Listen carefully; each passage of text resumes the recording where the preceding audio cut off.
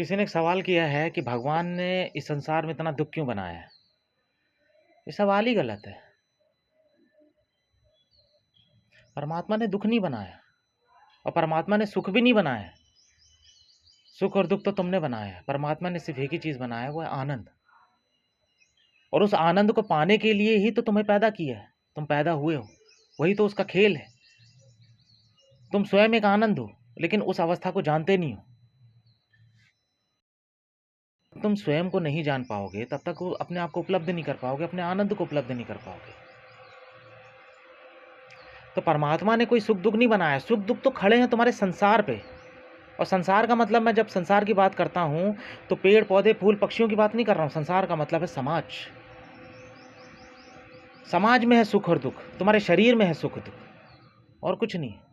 तो ये सुख दुख जो है वो तुम्हारा है, तुमने बनाया है, तुम्हारा भ्रम है। तुम्हारे भ्रम से निकला हुआ है सुख। उसी भ्रम से जब जब तुम्हारे भ्रम से अगर सुख निकलेगा तो उसी भ्रम से निकलेगा दुख। अगर तुम सुखी हो तो दुखी होगे ही होगे। कष्ट की बात नहीं कर रहा हूं, कष्ट एक अलग चीज है और सुखी होना और दुखी होना एक अलग चीज है। दुखी होना एक अलग चीज है, कष्ट में होना अलग चीज है। कष्ट वैज्ञानिकों ने, तुम्हारे विज्ञान ने ऊपर उठा दिया है। आज तुम्हें मच्छर काट नहीं सकते, आज तुम गर्मी में सो नहीं सकते, आज तुम फ्रीजर में बर्फ को जमा सकते हो, खाने बचा सकते हो, संभाल सकते हो, अनाज पैदा कर सकते हो। तुम्हारे पास बड़े बड़े घर है, मकान है। तुम अपने आप को जंगली जानवरों से भी बचा सकते हो, प्राकृतिक आपदाओं से भी बचा सकते हो। तो अपने आप को तुम कष्टों से तो बचा सकते हो, पर दुख से नहीं बचा सकते। विज्ञान जो है तुम्हें दुख से नहीं बचा सकता। तो सुख और दुख जो है वो तुम्हारी समाज की संरचना है, तुम्हारी मानसिक अवस्थाओं की संरचना। सुख और दुख खेल पैदा होते कहां से हैं? तुम्हारे मन से पैदा होते हैं। और तुम्हारा मन क्या है? वो बाय प्रोडक्ट और कुछ नहीं है। मन एक खुद अपने आप में एक भ्रम है। मन में जब तुम जीने लगते हो, मन के हिसाब से जब चलने लगते हो, मन जो कहता है उस हिसाब से करते हो, शरीर जो कहता है, शरीर जो आदतें बनाते हो, या शरीर की जो आदतें होती, जब तुम उस शरीर की आदत फॉलो करने लगते हो, शरीर के आगे सरेंडर कर देते हो। शरीर के आगे सरेंडर करने का मतलब है मन के आगे सरेंडर करना, दोनों एक ही है। जब तुम उसके आगे गिर जाते हो, धराशायी हो जाते हो, जब उसको अपनी मनमानी देने लगते हो, तो फिर सुख और दुख के संताप में बैठ जाते हो। क्योंकि अब तुम शरीर से ही सुख ले रहे हो, शरीर से ही दुख ले रहे हो। अब तुम दोनों ही अवस्था में फंसे। अब तुम परेशान होगे, रोगे, तकलीफ में रहोगे।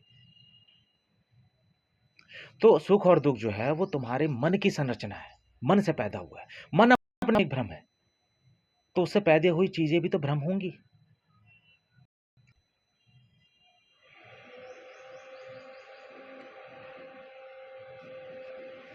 तो संसार जो है वो तो परमात्मा ने एक संसार बनाया, फूल पौधे पेड़ पक्षी सब चीजें बनाया, और इंसान बनाया। मिला मन। मन क्यों मिला? अहंकार क्यों मिला? ताकि वो खुद को इंडिविजुअली देख सके, समझ सके, वो चीज़ों को अलग अलग तरीके से देख सके, ताकि उसे थोड़ी आज़ादी मिल जाए। क्यों मिल जाए वो आज़ादी? ताकि वो अपने होने के स्वभाव को पहचान सके, अपने आनंद स्वरूप को पहचान सके। वो स्वयं क्या है? वो स्वयं एक आनंद है। तुमने देखा है, जब एक बच्चा पैदा होता है तो वो दुखी पैदा नहीं होता। वो कष्ट में पैदा हो सकता है, पर वो दुखी पैदा नहीं होता। दुख सुख का तो आभास उसको फिर समाज धीरे धीरे करवाता है, उसको संघर्ष में, उसको कंपटीशन में। होना है, इतना छोटा होना है, उसे ये इज्जत मिलेगी, मान सम्मान मिलेगा, नहीं मिलेगा। अरे तुमने पृथ्वी पे क्या पैदा कर दिया? एक नई चीज, एक भी ऐसी चीज बता दो जो तुमने पृथ्वी में पैदा की हो। छीना ही तो है ना एक दूसरे से। किसी ने 100 एकड़ छीन लिया, किसी ने 10 एकड़ छीन लिया, किसी ने धन ज्यादा छीन लिया, किसी ने अर्थव्यवस्था की कोई एक अलग हिस्सा, एक बड़ा तबका अपना छीन लिया। क्यों छीन लिया? अपनी वासनाओं को पूरा करने के लिए, अपने अहंकार को। अब उसको क्योंकि ये लगता है कि सुख पा लूंगा तो सब कुछ पा लूंगा। बाद भी उसकी भूख नहीं मिटी, लेकिन फिर भी वो छीनता जा रहा। क्यों? क्योंकि उसका भ्रम नहीं टूट रहा कि सारी इच्छाएं पूरी हो जाने पे भी सुख की प्राप्ति नहीं होती। ये उसका भ्रम नहीं टूट रहा। इसी भ्रम में जो तुम जी रहे हो, ये भ्रम तुमने बनाया है, परमात्मा ने नहीं बनाया। ये भ्रम तुम्हें बाद मिला है। और मैं 84 लाख नहीं कहता, 84 लाख करोड़ बोलता हूं। क्योंकि 84 लाख तो वो है जो तुम्हारे वेद और शास्त्रों में दिया गया है कि 1 लाख किसकी होनी थी, 9 लाख किसकी होनी थी, 10 लाख की किसकी होनी थी, 8 लाख की किसकी होनी थी। लेकिन वास्तविकता में देखा जाए तो उसमें सिर्फ उन योनियों को गिना गया है जो पृथ्वी में पैदा हुए हैं। पर मैं बात करता हूं ब्रह्मांड की, क्योंकि ये पृथ्वी और ब्रह्मांड अलग नहीं है। ये चांद तारे और पृथ्वी अलग नहीं है, ये ग्रह और पृथ्वी अलग नहीं है। ये सब एक है, इकट्ठा है, जोड़ है। तो कभी ना कभी, कभी हवा, कभी कण, कभी आकाश, कभी तत्व, ये भी तुम्हारी योनियां ही हैं। कभी सूर्य, सूर्य की किरणें, सूर्य का निकला प्रकाश, ये भी कहीं ना कहीं एक तरह से योनियां ही हैं, इन्हें भी गिनना पड़ता है।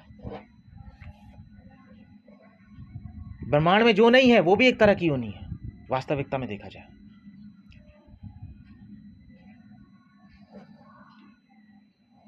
और ना जाने जिस समय 84 लाख बोला गया था, उसके बाद भी कितनी नई प्रजातियां पैदा हुई हो, कौन जाने। अब तो चाइना ने भी नए नए तरीके के क्या नाम है, फसलें उगानी शुरू कर दी है। अलग तरह का गन्ना उगाता है, अलग तरीके का आम उगाता है। वो डीएनए, उसके पेड़ पौधों का उसने डीएनए ही बदल दिया है।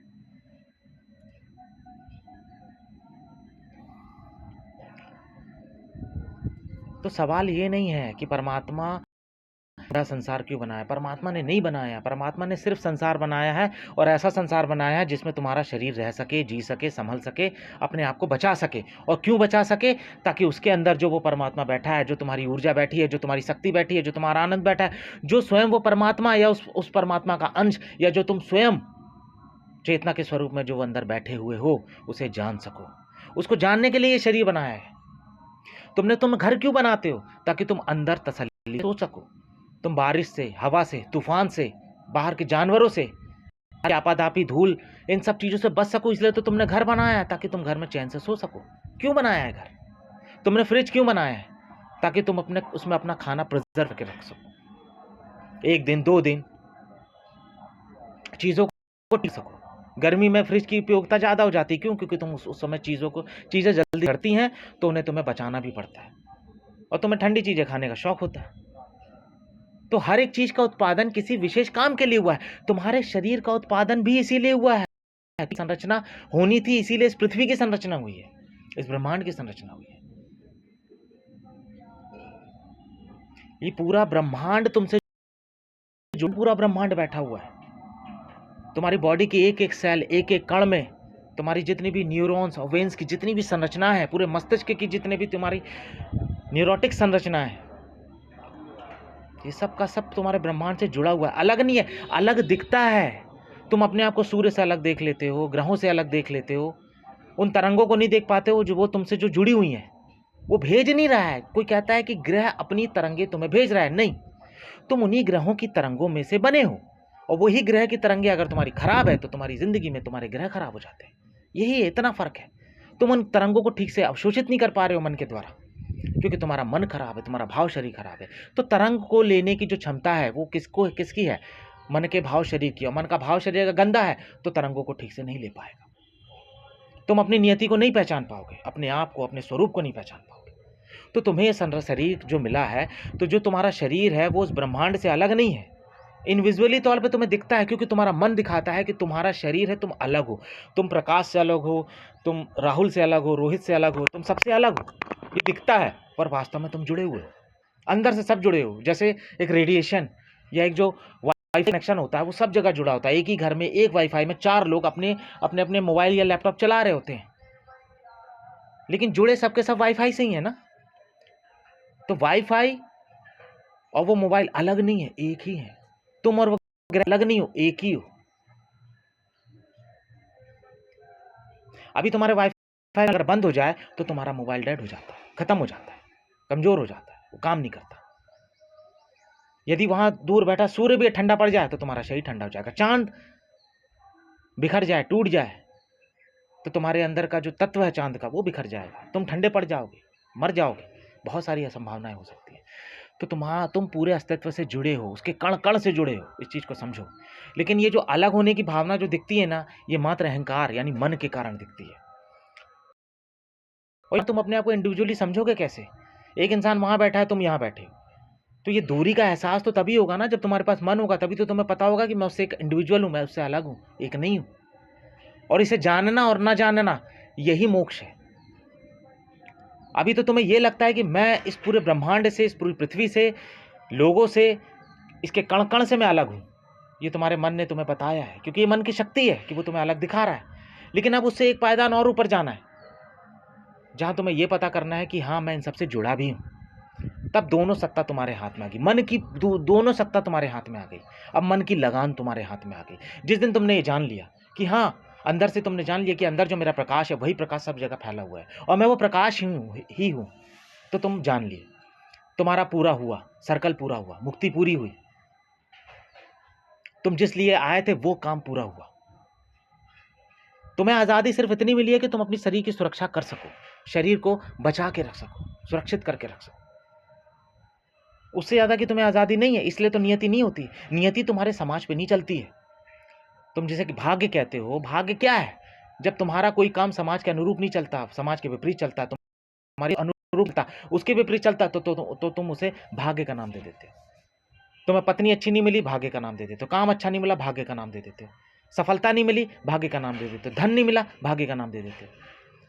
कहीं गए, रोड पे गए, किसी गाड़ी ने एक्सीडेंट कर दिया, लेकिन अगर इस पृथ्वी पे इंसान ही ना हो तो क्या तुम भाग्य जैसी कोई कल्पना करोगे? तुम सोचोगे कि भाग्य जैसी कोई चीज़ है? अब तुम्हें ना पढ़ना है, ना लिखना है, ना काम धंधा ढूंढना है, तुम्हें तो सिर्फ खाना है, और खाने के लिए पर्याप्त दिया है परमात्मा ने। इतना भाग्य का मतलब क्या है? जो तुम्हें सब कुछ ऑलरेडी मिला हुआ है। तुम इंसान बन गए, वही भाग्य है। अब तुम एक मनुष्य हो, ये भाग्य है। यही सौभाग्य है कि तुम मनुष्य हो, स्वस्थ हो, ये परम सौभाग्य है।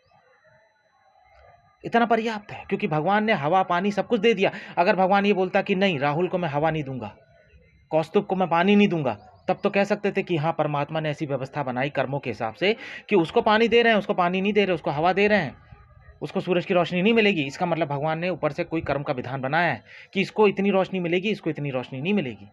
लेकिन वो तो सबको देता है बराबर। सूर्य सबको प्रकाश दे रहा है, पानी सबको पीने दे रहा है। ऐसा तो है नहीं कि तुम पी रहे हो और कोई और पी रहा है तो उसको बुझ नहीं रहा। अगर कर्मों का वास्तविक सिद्धांत होता, वास्तव में होता, तो तुम पानी पीते, तुम्हारी प्यास नहीं बुझती। तब मैं कहता कि हाँ, परमात्मा ने तुम्हें कष्ट के लिए भेजा है कि तुम जी ही नहीं पाओगे। तुम जितना भी पानी पी लेते, तुम्हारी प्यास से 20% ही बुझती, तुम परेशान रहते, ललक रहते, तुम पानी छूते पानी गायब हो जाता। तब तो कह सकते थे कि कर्मों का सिद्धांत होता। परमात्मा ने कोई दुख नहीं बनाया है।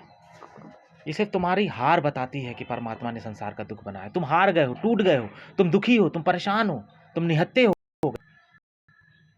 तुम 4 लोगों को सफलता में देख रहे हो। 4 लोग सफल हो गए, तुम असफल हो गए, तुमने कहा संसार दुखी है। तुमने कोई चीज पाना चाहा, तुम्हें नहीं मिला, तो तुमने सोचा हाँ, संसार दुखी है। परमात्मा ने संसार में दुखी बनाया। संसार में दुख सिर्फ शरीर का खेल है, पदार्थों का खेल है, और जो पदार्थों के खेल में उलझेगा वो सुख दुख भोगेगा। उसको भोगना ही पड़ेगा, चाहे वो कितना भी अरबपति हो जाए। तुम कष्टों से तो बच सकते हो, दुख से नहीं बच सकते, सुख से नहीं बच सकते। दुख को छोड़ना है तो सुख को छोड़ना पड़ेगा। सुख से हट जाओगे तो दुख भी हट जाएगा। शरीर से हट जाओगे, सुख दुख के खेल से निकल जाओगे और आनंद में चला जाओगे। और वास्तविक सुख तुम्हें आनंद में ही मिलेगा, सुख दुख में नहीं मिलता, कभी मिलता ही नहीं। सुख अगर पूरा मिल जाए तो ऊब बन जाएगा, बोरियत बन जाएगा, फिर दुख पाने की। तुमने देखा है, कुछ लोग तो अपने आप को जानबूझ के भूखा रखते हैं ताकि शाम को अच्छे से खा सके। कुछ लोग जानबूझ के दिन भर मेहनत करते हैं, दिन भर मेहनत करते हैं, चाहे वो अमीर हो, पैसे वाले हो, खूब ज्यादा जिम करते हैं कि किसी तरह रात में अच्छी नींद आए, थकावट आए। ये सुख दुख का यही खेल चलता है। इसलिए परमात्मा ने संसार को ही नहीं बनाया है, संसार को दुख से नहीं बनाया है। इस दुनिया में अगर सबसे बड़ा दुख है तो वो यही है कि तुम जन्म लिए, क्योंकि अब जन्म लिए हो तो मृत्यु होगी ही होगी। वो उसका दूसरा पड़ाव है। तुम रोज मर रहे हो और मरते ही जा रहे हो। तुम जिस दिन पैदा हुए थे उसके एक दिन के बाद से, क्षण के बाद से तुम मर रहे हो। तो शरीर है तो मरेगा। शरीर में क्यों उलझ रहे हो? शरीर में उलझोगे तो दुखी होगे, दुख मिलेगा, संताप मिलेगा, परेशानी मिलेगी, तकलीफ मिलेगा। शरीर से जुड़ोगे तो समाज से जुड़ना पड़ेगा, समाज से जुड़ोगे तो समाज तुम्हें तकलीफ देगा। वहाँ सफलता और सफलता का खेल चलता है। वहीं तुम्हारे ग्रह नक्षत्र चलते हैं, बाकी जगह नहीं चलते हैं। एक शेर जाके नहीं पूछेगा कि पंडित जी बताओ मेरा कैसा भाग्य रहेगा। एक कुत्ता जाके नहीं पूछता किसी पंडित से कि बताओ मेरा भाग्य कैसा रहेगा, कौन सी कुतिया नहीं मिलेगी, बच्चे होंगे, कितनी संतान होगी, कौन सा मेरा पिल्ला डॉक्टर बनेगा, इंजीनियर बनेगा, कौन सा मेरा पिल्ला किसी बड़े मोहल्ले का राजा बनेगा। वो ये सब में नहीं पड़ते। सबको बराबर मिला हुआ है। प्रकृति में कोई जीवधारी ये नहीं कि प्रकृति गला खराब बनी है, बेकार बनी है, किस अवस्था में बनी है। वो मजबूर है कुछ हद तक, जैसे हिरन मजबूर है कि वो शेर के हाथों मारा जाएगा, इसलिए उसके पास इतनी बड़ी चेतना भी नहीं है कि वो ये जान सके। लेकिन तुम्हारे पास तो चेतना है ना, तुम तो एक पायदान ऊपर हो, तुम्हारे पास एक विकसित मन है, इसलिए तुम ऊपर हो। इंसान और पशुओं में सिर्फ यही अंतर है कि इंसान के पास अहंकार है। अहंकार उसकी एक शक्ति है, उसकी ताकत है, वही तो उसे आज़ादी देती है। लेकिन आज़ादी होना और मुक्त होना दोनों में थोड़ा फ़र्क है। अभी तुम बंधनों में आज़ाद मुक्त करते हो, अभी पूर्ण आज़ादी में नहीं है। अभी तो तुम आज़ादी उसको फ़ील करते हो कि तुम बहुत धनवान बन जाओ, संपत्तिशाली हो जाओ, ताकतवर हो जाओ, तुम्हारे पास बहुत कुछ मान प्रतिष्ठा सब चीज़ें आ जाएँ, तो तुम सोचते हो अब मैं आज़ाद हुआ। कहीं न कहीं आज़ादी है ना, तुम्हारे ऐसा होता तो तुम्हें लगता है कि हाँ, मुझे किसी के आगे भीख नहीं माँगनी पड़ेगी, किसी से माँगना नहीं पड़ेगा, मुझे किसी के आगे गिड़गिड़ाना नहीं पड़ेगा, तो तुम एक आज़ादी फ़ील करते हो, वो उतनी आज़ादी है। लेकिन मुक्ति एक अलग चीज़ है। उस आज़ादी से भी मुक्त हो जाना वो मुक्ति है, उस आज़ादी से भी आज़ाद हो जाना वो है मुक्ति, वो है निर्वाण। अभी तो तुम शरीर से जुड़े हो ना, शरीर की सुरक्षा से जुड़े हो ना। अभी तुम्हारा सारा घिराव, सारा काम जो है वो शरीर से ही जुड़ा हुआ है। वो शरीर से मुक्त हो जाना ही वास्तविक मुक्ति है। वहीं तुम्हारी परम चेतना का आभास है। परम चेतना, परम तत्व तक पहुँच जाने की प्रतिस्पर्धा जो पूरी हो जाती है, कंप्लीट हो जाती है। तो उसी के लिए तुम आए हो। तो तुम किसी काम के लिए, किसी कार्य के लिए, किसी व्यवस्था के लिए, कुछ होने के लिए आए हो इस पृथ्वी पे, तो उसे पूरा करो। जिस काम के लिए आए हो उसे पूरा करो।